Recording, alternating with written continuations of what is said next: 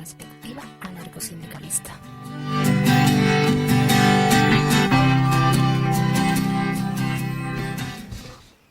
Y aquí tenemos en la plaza de nuestro pueblo a Ari y a Julia, que como decíamos en la introducción, pues nos vais a hablar de la ley de ciencia y sobre cómo está la situación en el sector de la investigación.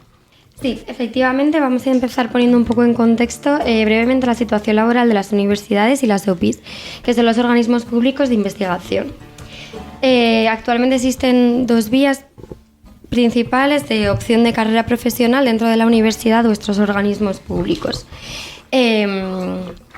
Respecto a la vía más investigadora, tenemos una serie de contratos o becas de investigación, entre las que tienen más fama la Marie Curie, Sala Borrell, Juan de la Cierva, Miguel Servet o la famosa Ramón y Cajal, entre otras, con unas duraciones entre 3 y 6 años en función de la beca. Además, todas ellas tienen unos requisitos y plazos no estandarizados que van variando de año a año. A esta amalgama de posibles becas se suman las convocatorias específicas de cada organismo y, por otro lado, los contratos con cargo directamente a proyecto. Por la vía docente, los escalones sería contratos temporales como ayudante o ayudante a doctor. Se pasaría ya a un contrato indefinido de contratado doctor y ya pasaríamos a las plazas fijas o de funcionariado como titular de la universidad, catedrático o ya profesor emérito. En el caso de las OPIs, esta estabilización laboral o plaza fija se conseguiría mediante un concurso de oposición o bien en la figura de investigador distinguido, que bien no tiene un carácter fijo pero sí indefinido y cierta estabilidad. No obstante, la realidad, principalmente de esta vía docente, no es así. Actualmente, entre un 50 y un 60% del profesorado o el personal de investigación de las universidades es personal temporal, que está contratado bajo fórmulas de profesorado asociado, tutor o directamente falsos autónomos. En un principio, estas figuras contractuales se diseñaron para que profesionales externos a la universidad pudieran ejercer docencia de forma temporal.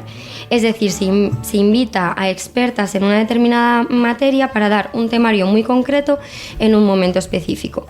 Sin embargo, este contrato ha pasado de ser minoritario a ser ahora el más común en las universidades, por ser el contrato más barato y más volátil.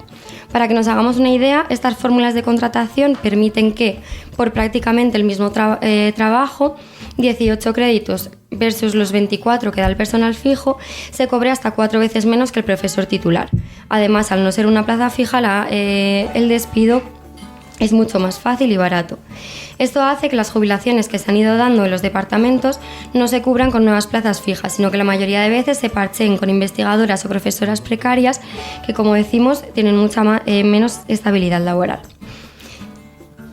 Esta sustitución de plazas fijas por contratos fraudulentos deriva en que la estabilización laboral de gran parte del personal universitario no se dé de media hasta los 40 años y hasta entonces se vayan concatenando contratos temporales en toda esa amalgama que comentaba previamente de becas de investigación sin garantía de permanencia.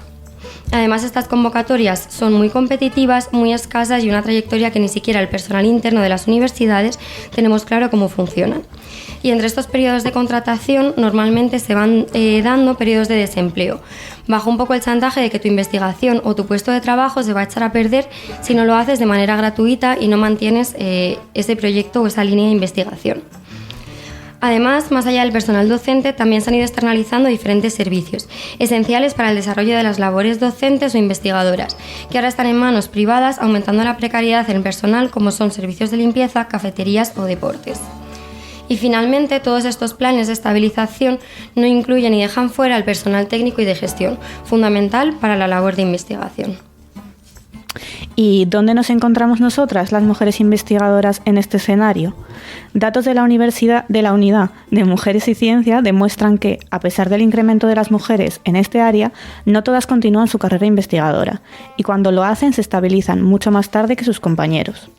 De hecho, nuestra representación en la universidad se presenta en forma de gráfico de tijera, es decir, las mujeres representamos más del 50% del personal investigador que comienza la carrera. Pero este porcentaje baja hasta el 40% cuando se trata de postdoctoral o profesorado investigador fijo y hasta un 25% en los puestos más altos de la universidad, catedráticos o en el funcionariado de grado A en la administración pública. Las barreras fundamentales que se encuentran las compañeras son una menor financiación de sus proyectos, con un sesgo de género brutal a la hora de acceder a puestos de trabajo y obtener mentorización, la falta de referentes y mucha mayor dificultad a la hora de compaginar la vida personal con la laboral. José Castillo y Paloma Moré hacían en 2017 una investigación de campo que concluía que el trabajo universitario invade la vida entera de las personas, dentro y fuera del ámbito académico. Y esto para las compañeras se traduce en una penalización de la maternidad, de los cuidados y de lo que es todo el trabajo reproductivo en general. ¿Y cómo luchar contra ese gigante? Primero nos toca hacer un trabajo hacia adentro. La escasez de convocatorias de puestos de trabajo estables lleva al fomento de una competencia entre iguales y dificulta la posibilidad de acción colectiva y solidaria. Otra de las trabas para esta organización entre trabajadoras de la universidad es que las jóvenes investigadoras también somos consideradas estudiantes y nuestra producción de conocimiento no se considera un proceso laboral que tenga que estar necesariamente sujeto a los mismos derechos que otros puestos de trabajo. Además, junto con la cantinela repetida de que la investigación es un trabajo vocacional y de que las horas extras las echamos por amor al arte, hace que falte una conciencia obrera en nuestros espacios de trabajo. Tenemos que empezar a reconocernos como trabajadoras, asalariadas, obreras y desde nuestros sindicatos de trabajo empezar a reclamar nuestros derechos laborales. Solo a través de la acción colectiva se han conseguido derechos en los últimos años, tales como conseguir cotizar a la Seguridad Social durante el periodo predoctoral, a que el periodo predoctoral se remunere a través de contratos de trabajo y no becas de formación, derecho a la indemnización por fin de contrato o derecho a que se reconozcan en los sexenios de investigación los créditos dados como profesor suplente y no necesariamente como profesor fijo ya dentro de un departamento. Es decir, que nuestra labor se empiece a reconocer como un trabajo. Y ahora vamos a comentar un poco la nueva ley de ciencia que, a pesar de que prometía empezar a regular y efectivamente reconocer esta labor, ofrece todo lo contrario. Las tres principales críticas que se hacen a la ley de ciencia que hacemos desde los sindicatos son la incompatibilidad de la vida con el trabajo en la investigación, la falta de un plan de estabilización del personal y, por último, un plan de transferencia que abre la puerta al drenaje de fondos públicos a empresas privadas. Centrándonos en el primer punto de la incompatibilidad de la vida con el trabajo de investigación, vemos que aunque hay una gran insistencia en la conciliación de la vida personal y laboral y la igualdad efectiva entre hombres y mujeres, el texto no propone ninguna medida específica que nos permita trabajar en el sector científico sin sacrificar nuestra vida personal. Si realmente el texto tuviera la pretensión de incorporar a las mujeres en todos los niveles de la carrera investigadora, para ello sería necesario atacar a las raíces de la discriminación sexual en el trabajo y no solo establecer mecanismos compensatorios claramente deficientes y centrados en los casos más evidentes, como los embarazos o la violencia de género. Un ejemplo sería acabar, por ejemplo, con las exigencias como es la movilidad, que la ley sigue tratando como un objetivo en sí mismo y no como una herramienta dentro del trabajo y el desarrollo de la investigación. El segundo punto, estabilización del personal, brilla específicamente por su ausencia dentro de esta nueva ley las medidas concretas enfocadas a la estabilización del personal de investigación y a reducir la edad de incorporación. Ha dejado de incluir explícitamente el modelo clasista y a la americana de Tenure Track, probablemente por todas las críticas que ha ido recibiendo los borradores de la ley previos, pero sin embargo vemos como que esa figura sigue sobrevolando todo el texto. En concreto, se crea una nueva figura contractual para adaptarse a los nuevos requisitos de la reforma laboral, que sería el contrato de actividades científico-técnicas. Este contrato está pensado para sustituir los contratos de obra y servicio.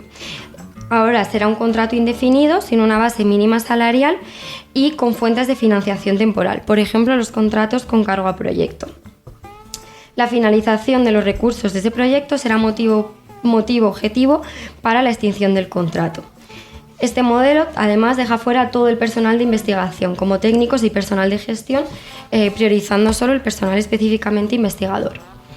Se amplía la duración mínima de 1 año a 3 y la duración máxima a 6, pero como hasta ahora no está claro qué ocurrirá con el personal a término de este contrato o este proyecto si no se ha podido estabilizar. Finalmente, en lo laboral, la ley incluye una indemnización de 12 días por año trabajado por fin de contrato para los contratos pre- y postdoctorales, pero no aporta ninguna partida económica a tal efecto, con lo cual el pago de la indemnización probablemente correrá a cargo de la persona contratada y en vez de igual 3 años de contrato se hacen 2 y 10 meses y finalmente esa indemnización sale de nuestros salarios. Como tampoco existe una compensación o una concatenación real de los proyectos, de nuevo tendremos estos intervalos de paro entre proyecto y proyecto. Por último, en el tercer punto, la denominada transferencia, que termina siendo un negocio para unos pocos en perjuicio de la mayoría y de lo público.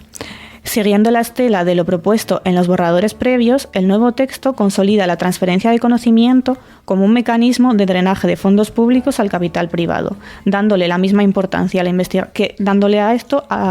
esto la misma importancia que a la investigación y la docencia.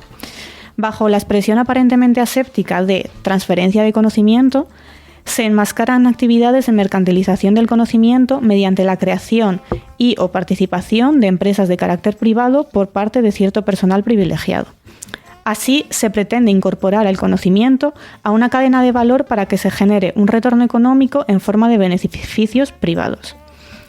No solo esto, además la ley permite la aplicación del derecho privado en todo lo que concierne a la promoción y gestión de los resultados de la investigación pública y a las actividades de desarrollo e innovación. De este modo, socializamos recursos públicos para privatizar los beneficios para unos pocos, enfocando la investigación a las ópticas y necesidades del mercado. Ante esta nueva ley de ciencia y claramente todo lo que deja fuera y a todo lo que abre puerta, se han dado diferentes movilizaciones a lo largo del Estado en las que nuestro sindicato también ha participado. Y queremos acabar introduciendo las principales demandas que se hacen desde estos sindicatos. En primer lugar, se exige la elaboración de un estatuto del personal de investigación que regule sus derechos como trabajadores y trabajadoras. Modificación de las retribuciones mínimas en el Estatuto del Personal Investigador Predoctoral en Formación. El desarrollo de la carrera profesional del personal técnico y de gestión. La integración de todo el personal de investigación dentro de los convenios colectivos de referencia. La reversión de las externalizaciones de los servicios básicos de las universidades y centros de investigación, las subcontratas, adoptando un modelo de contratación directa que garantice tanto el mantenimiento de sus plantillas como el cumplimiento de los derechos laborales de su personal. La eliminación de la tasa de reposición para que todo el sector pueda crecer y estabilizarse. El desarrollo de un marco claro de incorporación y carrera profesional de personal de investigación, investigador, técnico y de gestión en las plantillas del Sistema Nacional de Salud. La atención y protección a los colectivos más vulnerables, mujeres, migrantes, colectivo LGTBIQ+, personas con capacidades distintas y a las enfermedades mentales sobrevenidas ante la precariedad, inseguridad laboral y o acoso. Y finalmente la creación de una oficina de integridad científica nacional e independiente con poderes sancionadores y vinculada a la oficina de protección del denunciante para proteger su identidad.